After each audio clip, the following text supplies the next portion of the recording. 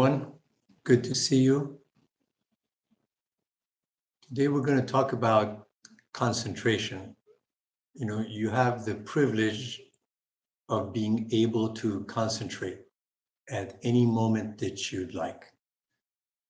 According to the Vedas, ancient yoga, concentration is a state of being that's different from sleeping, being awake, or deep sleep. In other words, a state of concentration is a completely different and separate state of living. During concentration, your heartbeat slows down, the speed of your respiration slows down, your metabolism normalizes, your brain waves become very harmonic, and you start to secrete happiness hormones. So what a privilege to know that besides your normal waking state, you have access to a state, an activity of being focused that completely changes your inner state, your heartbeat, your happiness hormones, the level of creativity that comes up when you're concentrated. According to the Buddha, there are two types of concentration. One is called active concentration. The other is called selective concentration. Active concentration is just being in the moment right now.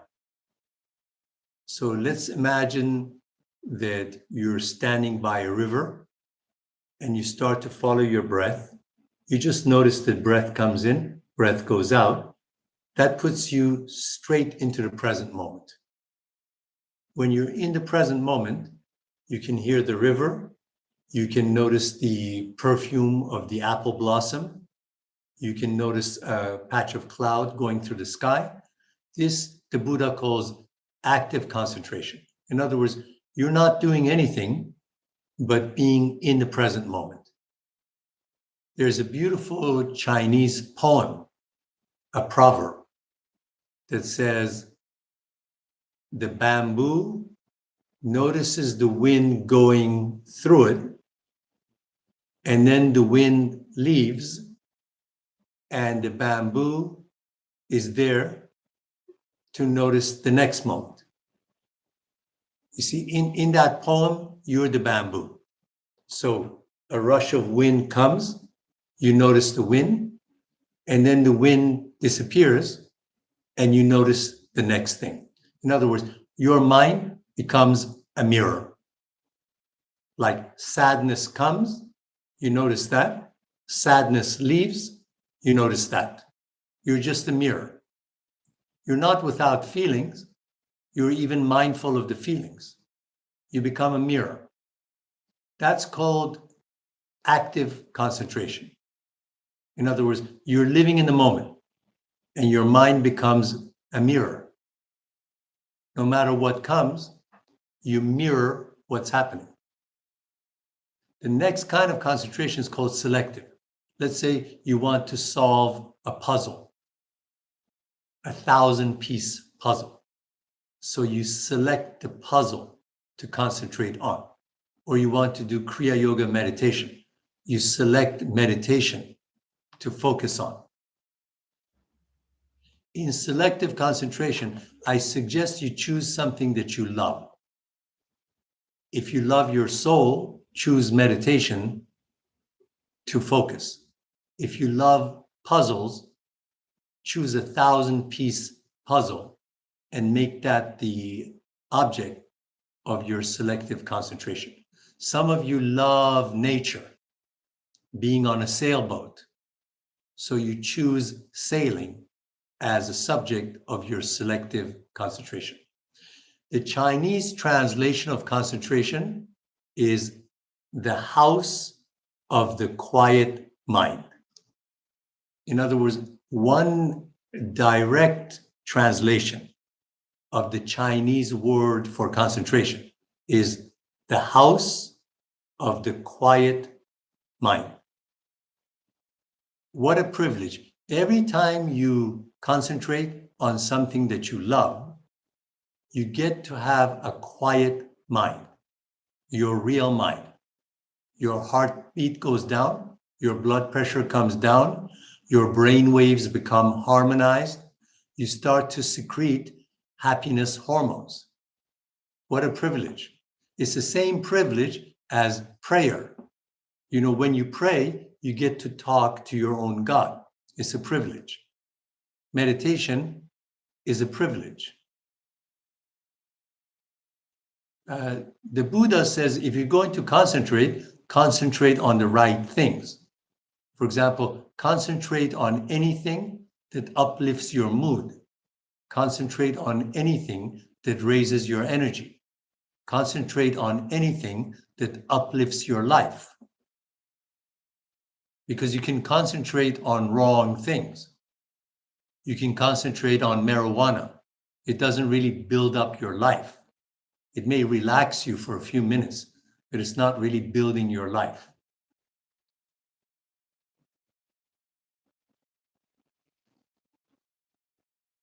Every time you're really, really concentrated, you lose worry, you lose anxiety, you lose the notion of the future, you lose the notion of the past. You are very much here. Do you know what happens with concentration?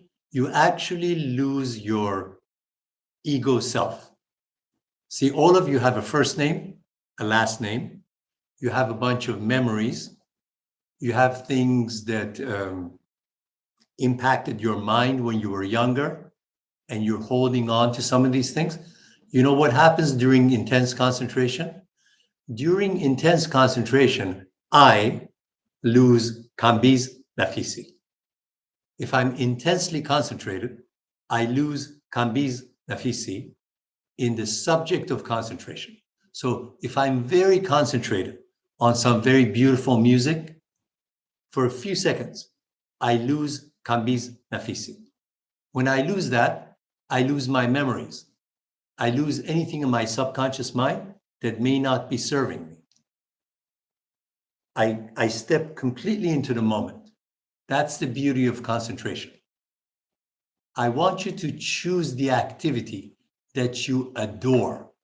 Is it music? Is it sailing on a lake? Is it walking in a park? Is it petting your dog?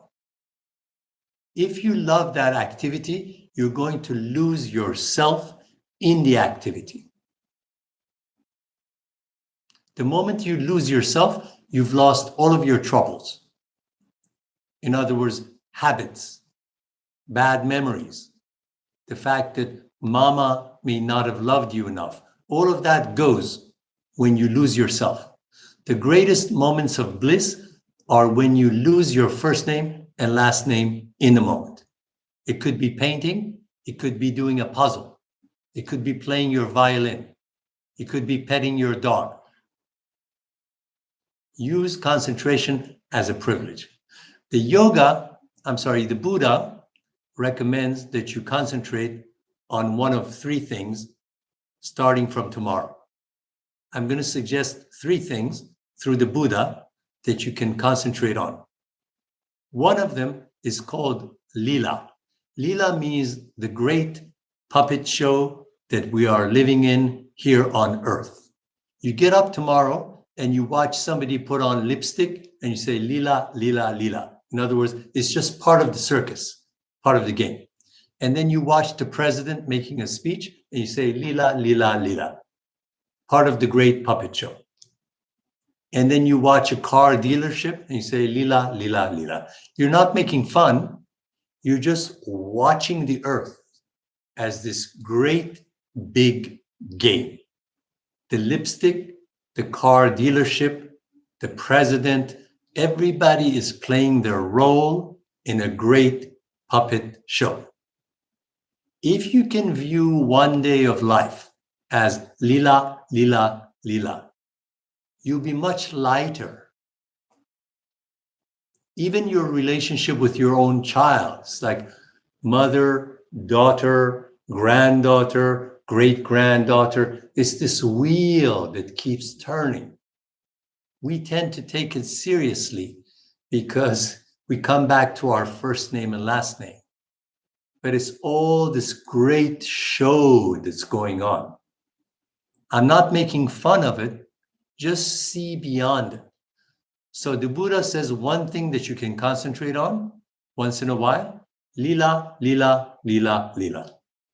The lipstick, the car dealership, the shopping center, the speech of the president, and then another president, and then another season. The next thing that you can concentrate on is impermanent. In other words, everything changes from moment to moment. So let's say you have a thought. With your exhalation, just say flow, flow, flow.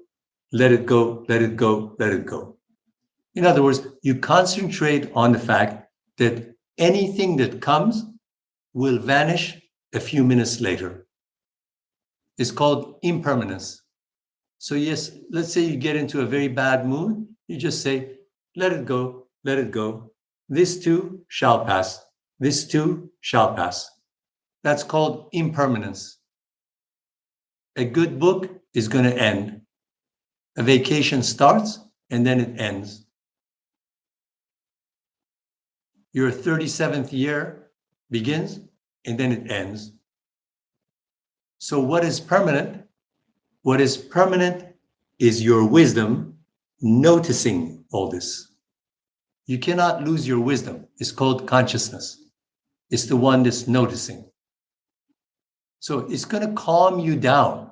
You'll be much happier if you just realize that everything is impermanent. Everything's passing. Breath comes in, breath goes out. Your bad mood is going to go away.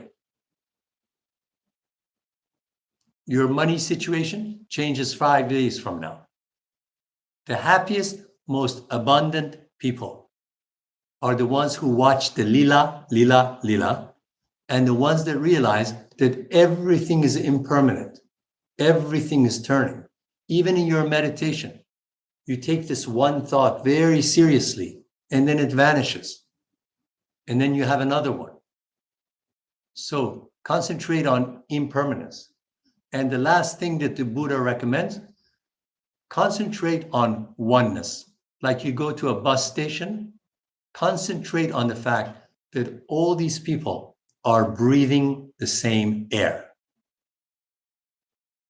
You know, all the plants are being watered by the same water.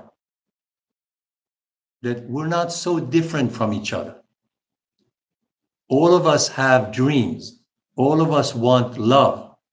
All of us need to breathe. There's so much oneness. It's only the ego that focuses on me, you, and the other person. See all these names on the screen right now? These different names on the screen make you think that we're very different from each other. That's just the game. All of us need the same things. There's a lot of oneness. So starting from tomorrow, see if you can concentrate on 3 things. Everything passes. Impermanence. Let it go. Flow, flow. Let it go. Next. Second thing. Lila, lila, lila. The shopping center. The lipstick. The new shirt that you buy. The shopping center. The speech of the president. It's this great big circus show. Play your game seriously, but it is a game. Thirdly, concentrate on oneness. Are we that different from each other? Really?